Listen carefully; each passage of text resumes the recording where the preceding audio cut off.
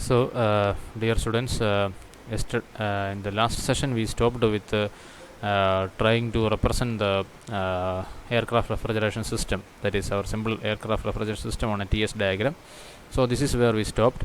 The ambient air which was at point 1, it will get pressurized up to point 2 due to this ramming process. Okay, the ramming process is nothing but a simple pressurizing step. So, thermodynamically it is very the easiest way to represent a compression process is by representing it in it as a adiabatic process. So, here for simplicity's sake, let us first assume it as a reversible adiabatic process or isentropy process, that is represented by this line 1 to 2. Okay, but in actual practice, as we know, no actual process will be reversible. Okay, so because here we are discussing the case of a fast moving aircraft compressing some amount of atmospheric air. It is a real or actual case. So various type of irreversibility or various effects of friction will be there between the atmospheric air, that is here we can see this is the atmospheric air coming and hitting the aircraft wing. There will be a large amount of frictional effects and the associated irreversibilities in this ramming process. So the actual processes will not be an ideal or reversible adiabatic process, but it will be a irreversible adiabatic process. Okay, safely we can assume it as a adiabatic process but without reversibility, and that such an actual process is represented like this 1 to 2 dash. Okay, but even though the actual process may be differing from the ideal process, but the final or the final energy after this ramming process will be remaining same, irrespective of whether it is a ideal process or actual process. Okay, so the final energy or enthalpy, that is H2, will be equal to H2 dash. We know the enthalpy term H is given by Cp times temperature. So Cp T2 will be equal to Cp T2 dash, which will give us T2 will be equal to T2 dash. So that is why both 2 and 2 dash are coming on the same level in the TS diagram, or the temperature at 2 and 2 dash will be remaining same. So now let us analyze this ramming process a little more. So by applying the adiabatic process to 1 to 2, we know that P2 by P1 will be equal to T2 by T1 raised to gamma by gamma minus 1. So this relation we have already described when we discussed our derivation for COP in the case of air refrigeration system. So hope you all will be remembering this relation. Now let us try to apply our steady state energy equation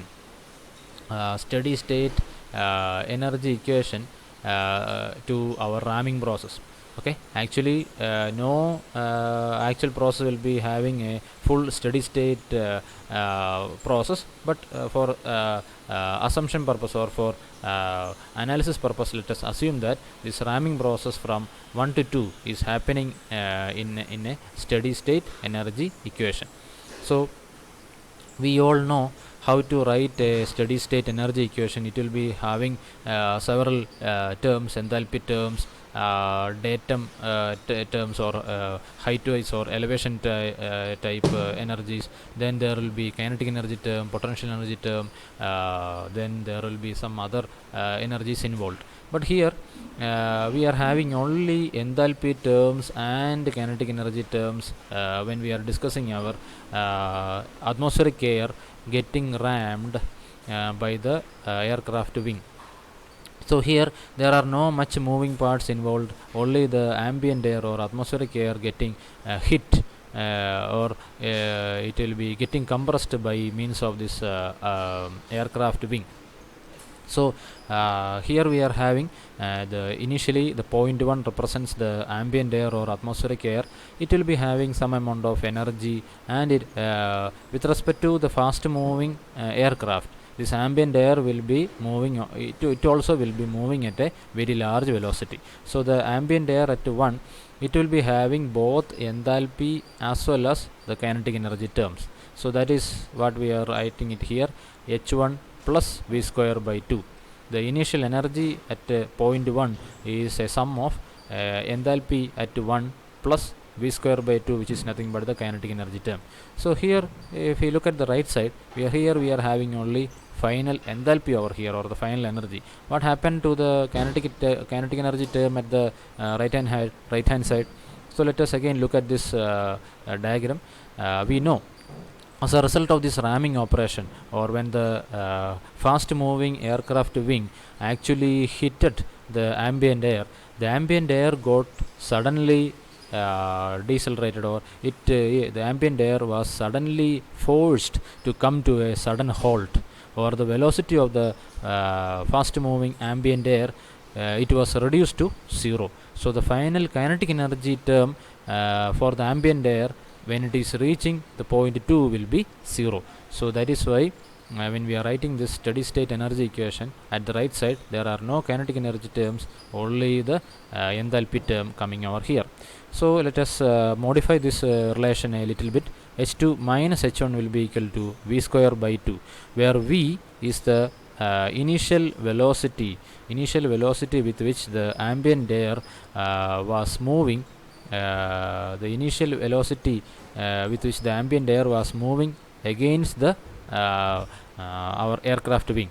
Okay, actually the aircraft is moving at a velocity v against the ambient air, but for simplicity purpose we are assuming that the aircraft is standing still and the ambient air is forced against it. Both are same. Okay, the aircraft moving at a very high velocity v and coming and hitting the ambient air, it can also be understood like this. Suppose the aircraft is not moving, it is kept rigid. The ambient air is moving at the velocity v and coming and hitting the aircraft wing and coming to a sudden halt, resulting in the ramming process. Okay, so this equation H2 minus H1 will be equal to V square by 2, where H2 and H1 are the enthalpy of the atmospheric air at point 2 and point 1. V is the velocity with which the ambient air is moving against the aircraft wing. So we can write this expression for H2 minus H1 as Cp times T2 minus T1, which will be equal to V square by 2. We can cross multiply here. So T2 minus T1 will be equal to V square by 2 Cp. Again, by modifying this relation, T2 by T1 will be equal to 1 plus V square by 2 Cp T1. So in one of the last derivation, that is during the derivation for COP in air refrigeration system, we came to know that we can represent Cp in terms of gamma and R like this. So by writing substituting Cp in terms of gamma and R, the expression will be turning out like this. Okay, V square into gamma minus 1 by 2 gamma R T1. Okay, so here an interesting term is coming over here, gamma R T1. So what is meant by that? So what is the meaning of that sentence? That is, here if we look, root of gamma R T1, it is nothing but our local sonic velocity. Root of gamma R T1, which you might have already studied in your compressible fluid flow subject. Root of gamma R T1 is nothing but a local sonic velocity. So gamma R T1 will be equal to a square. So V square by a square will be nothing but m square, where m is the Mach number of the aircraft, which is given by aircraft velocity v divided by local sonic velocity a. So coming back, so this term is nothing but T2 by T1 will be nothing but 1 plus gamma minus 1 by 2 m square, where T2 is the stagnation temperature of atmospheric air after this ramming process. The stagnation temperature means what is the temperature of the atmospheric air immediately after this ramming process. So we have already discussed that the final energy after this ideal ramming process or actual ramming process will be the same. So H2 dash will be equal to H2, or T2 dash will be equal to T2. Okay, so instead of T2 by T1 here, we can write it here. T2 by T1 will be equal to T2 dash by T1, which will be nothing but 1 plus gamma minus 1 by 2 m square. Okay, so this is a very important relation which you have to remember, which this relation will be applicable in our compressible fluid flow classes also. Okay, now now that we have discussed our about our ramming process, okay, now let us discuss another case, ramming efficiency. Okay, what is meant by this ramming efficiency? What is the sometimes the ramming process may not be happening in an ideal case. Okay, so there may be some irreversibility associated with this ramming process also. So that is why we are discussing this ramming efficiency. It will be represented like this: actual rise in pressure by ideal rise in pressure. So when we look at this TS diagram over here, 1 to 2 was the ideal rise in pressure, but the actual rise in pressure is happening only from 1 to 2 dash. So this difference we can write it in ratio, and that is nothing but ramming efficiency. So this will be equal to P2 dash minus P1 by P2 minus P1. So this term you have to remember.